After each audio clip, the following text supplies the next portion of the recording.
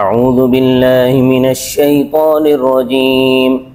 بسم اللہ الرحمن الرحیم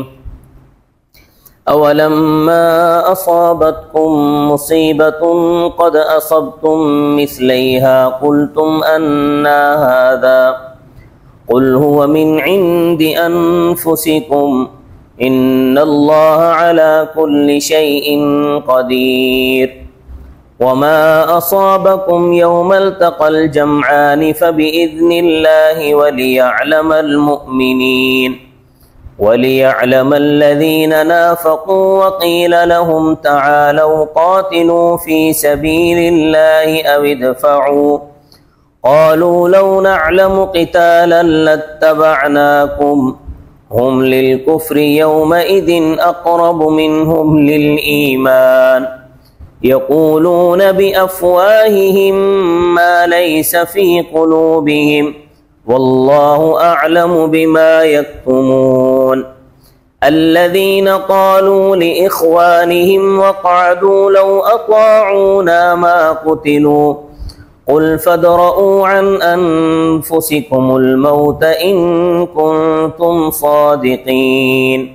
صدق الله العظيم۔ پچھلی آیات میں غزوہ احد کا ذکر چل رہا تھا۔ اس جنگ میں نے بتایا تھا کہ مسلمانوں کا کافی نقصان ہوا تھا، جس میں 70 مسلمان شہید ہو گئے تھے اور فتح شکست میں تبدیل ہو گئی تھی۔ خود حضرت صلی اللہ علیہ وسلم کے جسم اقدس پر چوٹیں آئیں تو اللہ تعالیٰ نے مسلمانوں کو تسلی دی اور فرمایا اولما اصابتکم مصیبت، کیا جس وقت پہنچی تمہیں مصیبت، یعنی احد کے میدان میں تمہارے 70 آدمی شہید ہو گئے اور باقی زخمی ہوئے، قد اصبتم مثلیہا، تم پہنچا چکے تھے اس جیسی 2 مصیبتیں۔ وہ اس طرح کہ پہلی مصیبت ان کو یہ پہنچا چکے تھے کہ بدر میں ان کے 70 آدمی مسلمانوں نے مار دیے تھے اور 70 ان کے گرفتار ہو گئے تھے، اور اب احد میں جو ہے یہ مصیبت تمہیں پہنچی ہے۔ تو قلتم ان ھذا، تم نے کہا یہ کہاں سے آئی ہے؟ قل، آپ صلی اللہ علیہ وسلم کہہ دیجئے وہ من عند انفسکم، وہ تمہارے اپنی طرف سے آئی ہے، یعنی تمہارے نفسوں کی طرف سے آئی ہے، جس کی تفصیل میں نے پہلے بتا دیے۔ حضرت صلی اللہ علیہ وسلم نے 50 آدمیوں کو جبل رمات کے ٹیلے پر مقرر کیا تھا اور ان کی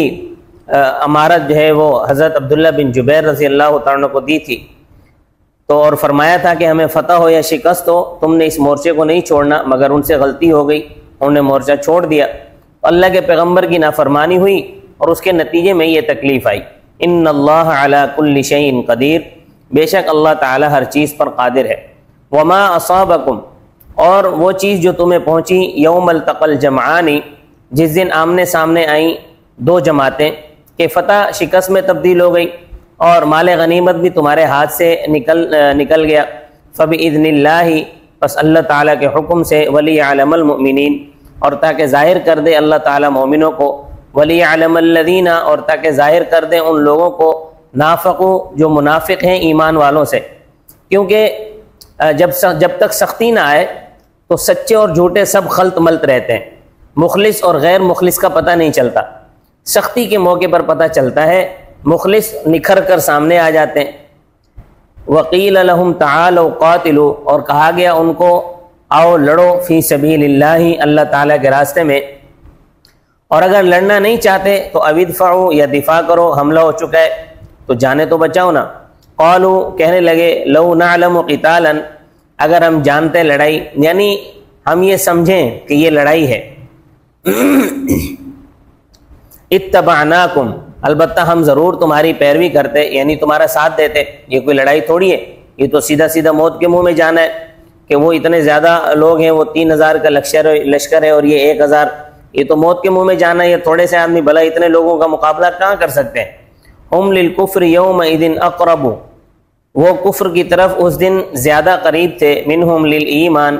بنسبت ایمان کے، یعنی زبان سے تو وہ ایمان کا دعویٰ کرتے تھے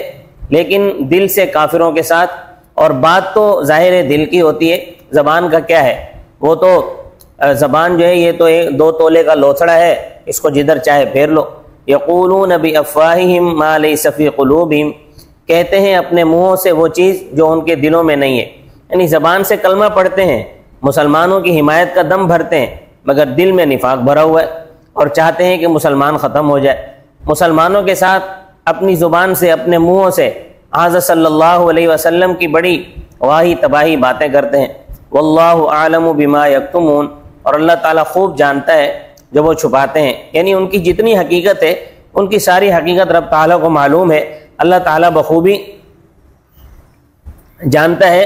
اللہ تعالیٰ کے علم سے کوئی چیز بھی مخفی نہیں ہے۔ تو اگلی آیت میں یہ منافق جو تھے، یہ چونکہ آپس میں منافقین بھی اور مسلمانوں کے چونکہ یہ آپس میں رشتہ دار تھے، کوئی کسی کا باپ تھا، کسی کا بھائی تھا، کوئی کسی کا سالہ تھا، کسی کا بہنوئی تھا، اس لیے منافقین نے اپنے رشتہ داروں کو جو ان کے رشتہ دار پکے صحابہ تھے، پکے مسلمان تھے، ان کو جنگ میں جانے سے روکنے کی پوری کوشش کی۔ تو ان منافقوں کا ذکر ہے، فرمایا الذین، وہ منافق کفر کے زیادہ قریب ہیں، قالوا لاخوانہم، جنہوں نے اپنے بھائیوں کو کہا، کیونکہ وہ آپس میں رشتہ دار تھے، وقعدوا، اور خود جہاد سے بیٹھے رہے، یعنی خود جہاد کے لیے نہیں گئے، اور جو جہاد کے لیے گئے شہید ہو گئے، ان کے متعلق منافقین نے کہا لو اطاعونا، اگر وہ ہماری بات مان لیتے، ما قتلوا، نہ قتل کیے جاتے، ہم نے تو ان کو پہلے ہی منع کیا تھا کہ بھئی یہ تو موت کے منہ میں جانا ہے، موت کے منہ میں نہ جاؤ، لیکن انہوں نے ہماری بات نہیں سنی، اس لیے قتل اور شہید ہوئے۔ تو اللہ تعالیٰ فرماتے ہیں کہ دوسروں کو موت سے بچنے کا نسخہ ذرا بتا رہے ہو تم، تو یہ نسخہ ذرا تم اپنے اوپر بھی آزما لو، تم ذرا موت سے بچ جاؤ۔ قل فدرؤوا، آپ صلی اللہ علیہ وسلم کہہ دیجئے، فدرؤوا، پس تم ٹال دو، عن انفسکم الموت، اپنی جانوں سے موت کو، ان کنتم صادقین، اگر تم سچے ہو۔ تو یہ اللہ تبارک و تعالیٰ کا اٹل فیصلہ ہے کہ موت سے کوئی نہیں بچ سکتا۔ اللہ تعالیٰ کے ارشاد ہے اینما تکونوا، تم جہاں بھی ہو، یدرککم الموت، تمہیں موت پا لے گی۔ اسی طرح سورہ 5ویں پارے میں فرمایا ہے وَلَوْ كُنْتُمْ فِي بُرُوجٍ مُشَيَّدَةٍ، کہ اگر تم مستحکم قلعوں کے اندر بھی ہو تو موت سے نہیں بچ سکتے۔ مثال کے طور پر اس کو اس طرح سمجھو کہ ایک آدمی اپنے لیے ایک مکان بنائے، اور وہ ایسا مکان بنائے کہ اس کے اندر سوئی داخل ہونے کی جگہ بھی نہ ہو، اتنا بالکل اندر سے بالکل ایسا پیک مکان ہو کہ سوئی داخل ہونے کی جگہ بھی نہ ہو، بالکل کوئی سوراخ ہے، اتنا سوراخ بھی نہ ہو جس سے سوئی داخل ہو سکتی ہے۔ تو اللہ فرماتے ہیں کہ ایسے مکان میں بھی موت سے نہیں بچ سکتا۔ وَلَوْ كُنْتُمْ فِي بُرُوجٍ مُشَيَّدَةٍ، اگرچہ تم ایسے قلعوں میں چھپ جاؤ جن میں سوئی داخل ہونے کی جگہ بھی نہیں، وہاں بھی موت سے بچ نہیں سکتے، موت تو وہاں بھی آئے گی، کیونکہ فرشتوں کے لیے یہ پکی دیواریں ایسے ہی ہیں جیسے پرندوں کے لیے ہوا ہے۔ جس طرح ہوا پرندوں کو نہیں روک سکتی، اسی طرح یہ پکی دیواریں فرشتوں کو نہیں روک سکتی۔ اب دیکھو ایک بچہ ہے، وہ ماں کے پیٹ میں زندہ رہتا ہے 5 ماہ، 6 ماہ، 7 ماہ، 8 ماہ، 9 ماہ، ظاہری طور پر ماں کے پیٹ میں نہ ہوا جا سکتی ہے نہ خوراک جا سکتی ہے، لیکن رب تعالیٰ کے قدرت اور نظام ہے کہ اس نے انتڑیوں کو ماں کے پیٹ سے جوڑ دیا، اور اس کو خون کے ذریعے سے بچے کو خوراک پہنچتی رہتی ہے، اندر نہ پیشاب نہ پخانہ مگر بچہ پلتا رہتا ہے، ماں کے پیٹ میں بچہ نقل و حرکت بھی کرتا رہتا ہے۔ رب تعالیٰ رحم مادر میں ہی سب کچھ کر دیتا ہے، ماں کے پیٹ میں بچہ نقل و حرکت بھی کرتا ہے۔ بعض بچے ایسا ہوتا ہے کہ ماں کے پیٹ میں رحم مادر میں فوت ہو جاتے ہیں۔ اب دیکھیں کہ ماں کے پیٹ میں ہوا داخل ہونے کی جگہ بھی نہیں ہے، لیکن فرشتہ وہاں بھی پہنچ جاتا ہے، جبکہ رحم مادر میں سوئی داخل کرنے کی جگہ بھی نہیں ہوتی۔ تو فرشتوں سے تم کہاں چھپو گے؟ موت کا وقت مقرر ہے، وہ ٹل نہیں سکتا، اور آدمی نے جس جگہ مرنا ہوتا ہے وہ وہاں پہنچ جاتا ہے۔ موت کی جگہ تک پہنچانے کے لیے اللہ تعالیٰ اس کی کوئی ضرورت وہاں پیدا فرما دیتے ہیں، اور وہ ضرورت اس کو وہاں لے جاتی ہے، تو موت سے آدمی بچ نہیں سکتا۔ ہاں، شرعی دائرے میں رہتے ہوئے اسباب ضرور اختیار کر سکتا ہے اپنے بچاؤ کے لیے۔ اللہ تعالیٰ کے ارشاد ہے خذوا حذرکم، دشمن سے اپنے بچاؤ کا جتنا انتظام ہو سکتا ہے کرو، اور رب تعالیٰ کا حکم ہے کہ اللہ کے بندو جب تم بیمار ہو تو علاج کراؤ۔ تو اگر علاج آپ صلی اللہ علیہ وسلم کے حکم کی تعمیل میں کرایا جاتا ہے تو ثواب ملے گا۔ باقی کوئی آدمی یہ سوچے کہ علاج سے میری موت ٹل جائے گی، تو ایسا نہیں ہو سکتا. یا کوئی یہ سوچے کہ میں فلاں کسی بڑے ڈاکٹر سے علاج کراؤں گا تو میری موت ٹل جائے گی، یا میں کسی حاذق حکیم کے پاس جانے سے میری زندگی کا کوئی دن بڑھ جائے گا، یا قیمتی سے قیمتی دوائی کھاؤں یا اعلیٰ سے اعلیٰ قسم کے ٹیکے لگواؤں تو میری جو ہے وہ سانس بڑھ جائے گی. ایسا ہرگز نہیں ہوگا. موت کا جو وقت لکھا ہوا ہے اس سے ایک سیکنڈ بھی آگے پیچھے نہیں ہو سکتا.